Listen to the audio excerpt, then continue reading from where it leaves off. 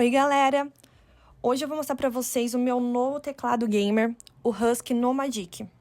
Um modelo sem fio, mecânico e cheio de recursos que está fazendo parte do meu setup. Se você curte desempenho, estilo e versatilidade, fica comigo até o final. Começando pelas formas de conexão, ele oferece 3 opções: USB-A, USB-C e Bluetooth. Ou seja, se adapta a qualquer tipo de uso, seja no PC, no notebook ou até no tablet. E o layout é ABNT2, no formato de 75%, mas sem perder nenhuma funcionalidade essencial. As teclas são em PBT, super resistentes ao desgaste.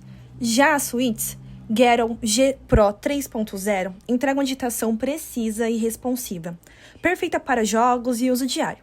Sem falar no RGB, com 6 modos dinâmicos, que dá aquele toque gamer no setup.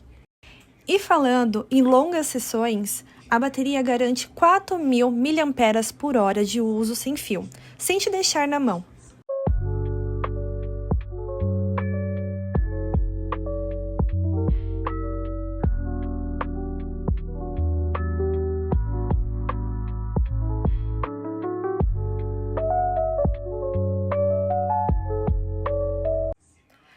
E ele vem com 1 ano de garantia, sendo 3 meses legais e 9 meses contratuais com o fabricante.